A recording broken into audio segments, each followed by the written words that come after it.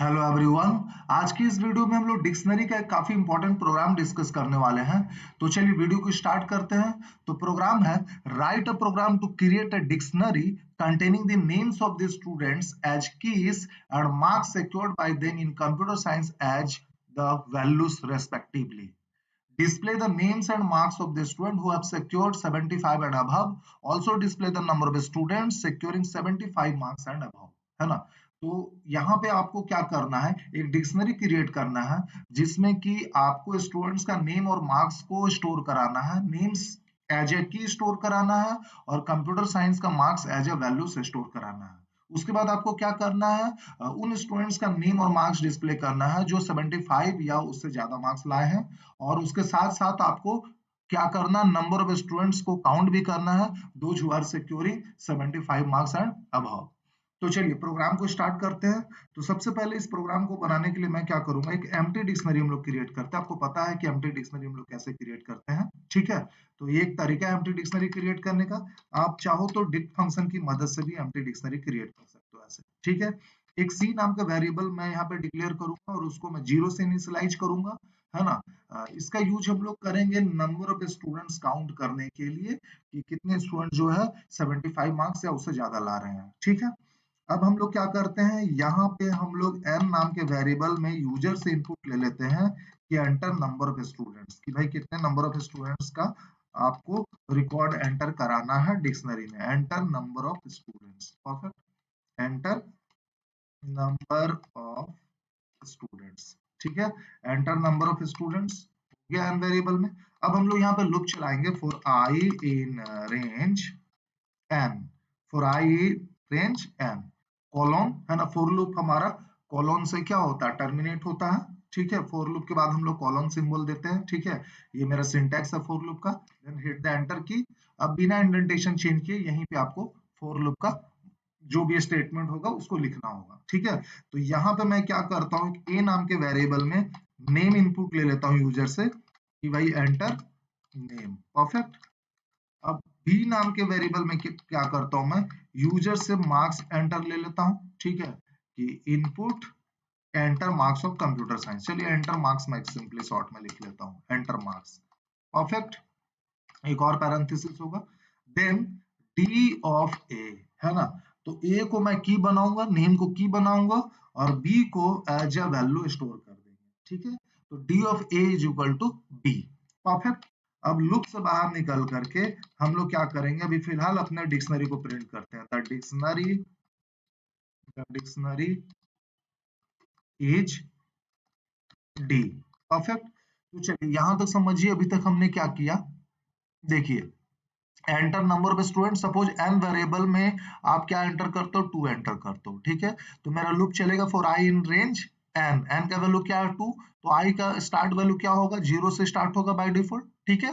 चलो enter name, उसके बाद सपोज आप नेम एंटर कर रहे हो ए में राज। एंटर मार्क्स, सपोज आप 76 एंटर कर रहे हो। देन डी ऑफ ए, तो डी ऑफ ए मतलब आपका नेम जो राज है वो की बन जाएगा और बी, बी का वैल्यू क्या हो रहा है अभी 76 उसका वैल्यू हो जाएगा, ठीक है। फिर से आप लूप में जाओगे क्योंकि अभी लूप तो फॉल्स हुआ है नहीं, तो फिर से लूप में जाओगे तो इस बार आई के वैल्यू क्या हो जाएगा, 1 हो जाएगा। जब आई के वैल्यू 1 होगा तो फिर से आप एंटर लोगे नेम, एंटर नेम, सपोज इस बार आप नेम एंटर करते हो ए में शुभम। एंटर मार्क्स, सपोज आप 99 बी में एंटर कर रहे हो, तो डी ऑफ ए, ए का वैल्यू क्या है शुभम, शुभम की बन जाएगा डिक्शनरी का और 99 जो मार्क्स है उसका वो क्या हो जाएगा, उसका वैल्यू बन जाएगा, ठीक है। फिर से आप लूप में जाओगे तो इस बार आई के वैल्यू 2 नहीं हो सकता है क्योंकि मेरा स्टॉप वैल्यू जो एंड वैल्यू है वो क्या है 2 ही है, ठीक है। तो मेरा लूप क्या हो जाएगा, लूप जो है वो फॉल्स हो जाएगा। तो लूप फॉल्स होगा तो आप फोर लूप से बाहर आओगे और आप मैसेज प्रिंट करोगे द डिक्शनरी इज डी, ठीक है। तो जो भी आपका डिक्शनरी क्रिएट होगा वो प्रिंट हो जाएगा।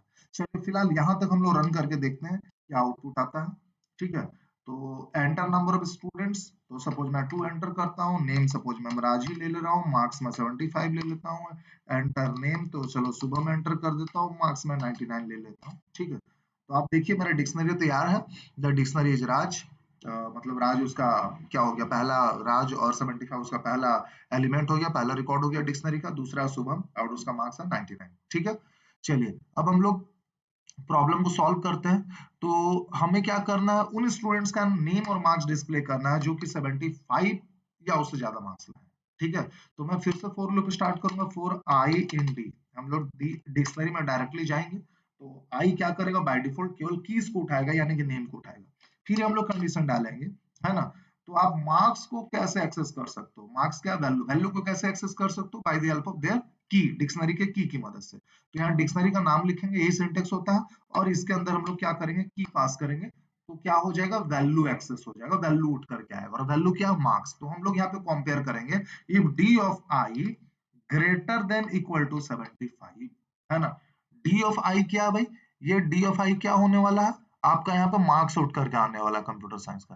तो वो अगर ग्रेटर देन इक्वल टू 75 होता है, और यहाँ पे आपको क्या देना, कॉलम देना है। इफ के बाद क्या होता है, कॉलम होता है। देन प्रेस द एंटर की। अगर ऐसा होता है तो आप उसका नेम डिस्प्ले करिए। तो चलिए हम ऐसे ही यहाँ पे एक बार ऐसा मैं मैसेज दे देता हूँ, नेम, और यहाँ कॉमा करके आई, है ना। आई में क्या है, नेम, देन अगेन कॉमा। चलिए उसका मार्क्स भी हम लोग दिखा देते हैं, है ना। और कॉमा करके मार्क्स डिस्प्ले करने के लिए क्या करना पड़ेगा, डिक्शनरी का नाम, और यहाँ पे स्क्वायर ब्रैकेट के अंदर आई, मतलब कि की को पास करना पड़ेगा। Then close the parenthesis.